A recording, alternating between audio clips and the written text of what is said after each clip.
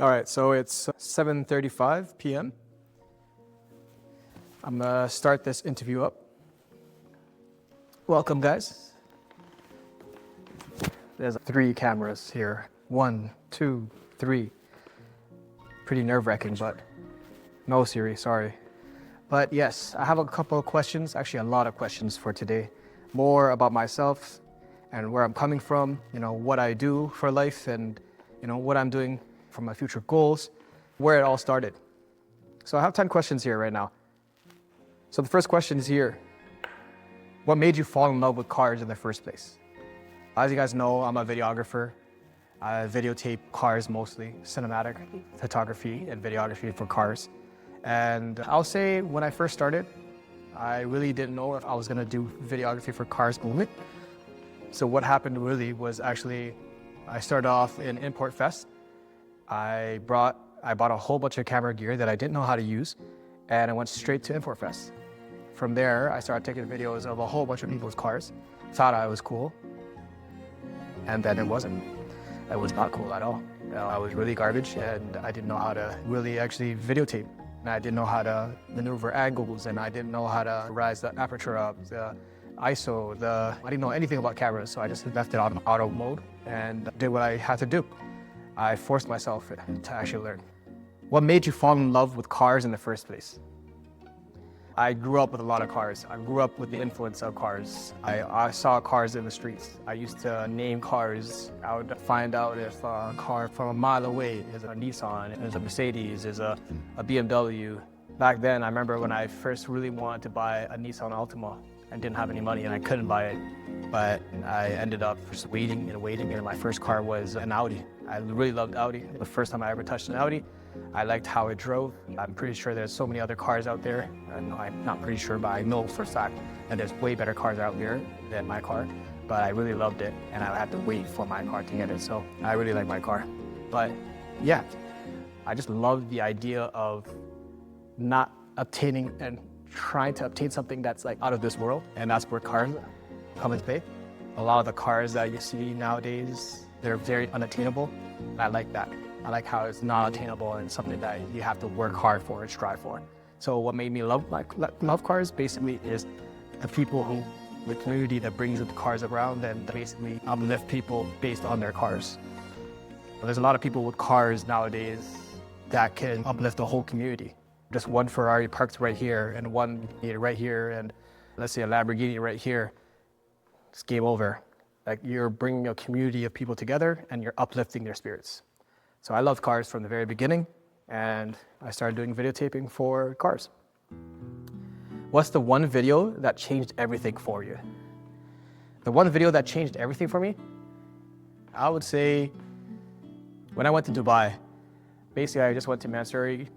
I went to First Motors as well, and that trip changed the perspective of where I wanted to go in regards to cars. I always loved cars, all cars. It doesn't matter what type of car. If it's your car, if it's a Honda, or if it's a Pagani, it's still a car at the end of the day.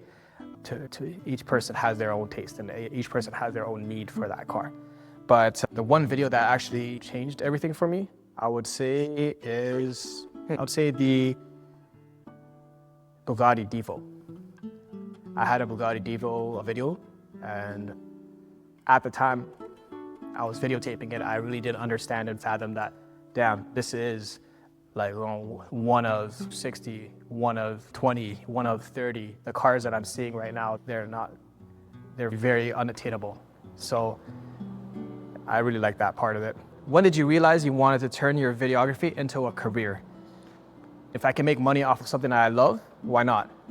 I love lifestyle, I love cars, and I love videography and photography. So those 3 things: lifestyle, cars, and videography. Sorry, I didn't mean to stick up my middle finger, sorry about that. But yeah, that's basically what it is. What's your creative process like from concept to final edit? That could be anything. Oh my God, there could be so many different outcomes. I could cut up a whole video first and then play the video and then put a song on. That's the backwards way of doing it. I used to do it like that before, and then I realized, no, that shouldn't be the way at all. The best way of doing it is the song first, find out what song you want, and then you work backwards. Then you bring in what you need to bring in for that song. If you start off with just cutting, you could do that too as well, of course. Everybody has a different process of final cutting and final editing, but I would say song first. The song brings the whole video to life. If you can cut with the song, amazing. It's perfect. It's just like, it's a piece of cake. It's not a piece of cake, actually. It's actually very hard. Videography is very hard. Photography is very hard. But number 5, what's been your proudest moment so far with your work? My proudest moment so far with my work? Let's see. I can't say one proudest moment. Actually, I can. When I was in Italy and I videotaped a Pagani Imola. That was crazy. And that was one of my proudest moments because of the fact that I had to uplift myself to get into that first of all, to get there into Italy, to get there with accreditation at a place called Fiore Concorso, which is an event, and to actually go up to the people who are at the Pagani auto show, or part of the auto show, to open up the Pagani, open up the Pagani Imola, and then at the same time see so many things that happened, which I'll talk to you about later on in this video, in the sequences of this video, but very nice, very well fit. All right, so here's the next question. If you could film one car in the world, anywhere with no limits, what car and what location would you pick? With no limits? No limits and a place that I would pick. I would pick like a snowy, I would go to the Swiss Alpines in the snow. And the car that I would pick, let's say, that's a hard one. That's a very hard one. It has to be a Pagani. I might actually go with the Pagani Imola with the actual silver color. So a silver color Pagani Imola in the middle of nowhere. Or maybe even a Koenigsegg too as well. A Koenigsegg, maybe a Pagani and a Koenigsegg together. I can't pick one car, sorry guys. A Pagani and a Koenigsegg just go Attack.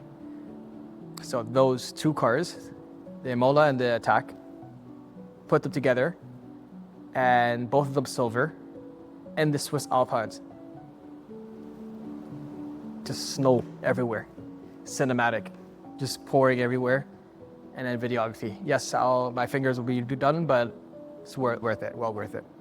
Number 7, how do you stay motivated when you hit creative blocks? I don't stay motivated. I have problems staying motivated, but it's not in the case of I don't like the work. It's more that you do so much work and you're expecting an outcome. And one of my friends he always tells me, don't expect things. Expect things from people, expect things from future, things that may happen, expect things from events. Just do what you want to do. If you like it, you love it, do it. I would say the best way to get away from the creative mindset block or the creative block would be that you need to go out and have fresh air. You need to travel. You need to see people. You need to eat food. You need to go to nice places and just relax, chill, calm down. Not everything has to be hustle bustle and let's get this done right now, here and there. No, it doesn't have to be like that. So what I would say is go out and have fun and try to make it more relaxing for you. Oh, also work out as well. What's one lesson that you learned the hard way in the industry? One lesson that I learned the hard way in the industry would be no one's your friend. I had to learn that the hard way. Not really even a hard way, to be honest. I don't need anyone. Everyone can say whatever they want to say, but I don't think anyone is your friend. I think everyone's just trying to grab something from you. So I would just say be careful with who you roll with or who you find and who you talk with. Not everyone is your friend. So I would say that's a very good piece of advice. And actually that's advice that can go outside of the videography world. It could be outside in the normal world, and it could be with friends and family. It could be with whoever. Just not everyone is your friend, and keep that in mind. What's something completely Sorry, I don't know how to speak English. What's something There's 3 cameras looking at me. What's something people completely misunderstand about you? Something that people misunderstand about me? I think they just look at me and they think that, oh, this guy is just a cocky guy. Nobody likes a cocky guy. But I think as soon as they see me, it could be the clothes that I'm wearing, it could be anything. You just look at me and say, hey, you know what? I don't know about this guy. I don't know if I should be with this guy. I don't know if I should be around this guy. You know? I would say I can't control that. You guys can think whatever you guys want to think, but I'm a really friendly person, and when you get to know me, I'm a very creative and loving type person. I also am selfless, actually. Not selfish at all, selfless. So I think that's one thing to know about me. But at the same time though, even though I'm selfless, I can't be pushed around either. So it's not something that I can take lightly. So if I see certain things that I don't like, then you will definitely hear about it, or you definitely will feel that intention, because I would actually say it out loud. I don't like you. I do not like you. I don't like you. I do not like you. All right. Who's been your biggest inspiration, both creatively and personally? Who's been your biggest inspiration, both creatively and personally? I think right now, at this time, there's a lot. I would say creatively right now, if you're talking about videographers and people in the space of videography, I would say like Siobhan Salmon and Andre Vidoza. These guys are from Toronto. I am from Toronto. So these guys are very cool videographers. They actually have the lifestyle aspect. They love cars. They love videography. They love tech. They love everything that I love. So I look up to them. They've already done a really good job. So why not look up to them? I would say other people, if you're going to talk about creative aspects or just inspiring based on mindset, Horatio Pagani himself, like, who told him to make a whole car brand from scratch, and like how did that all become what it is? And I learned that actually when I went to Pagani and I went to the tours. So Horatio Pagani as well. Outside of that, other creative people would be people who actually do content creation and the new world of like Kai Cenat, the Duke Dennis's, all those guys, AMP, those type of people. I like to look at their videos, and what I like about those guys is that they work together. So I love that working together aspect, and they're funny, they're just having fun. They're having fun videotaping and doing content and making money from it and just having fun. I love that part of it, and yeah, those are guys who I get inspiration from and I keep watching.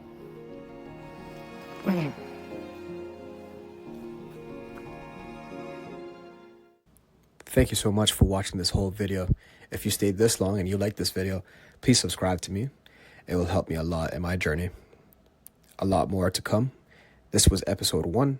Stay tuned for more.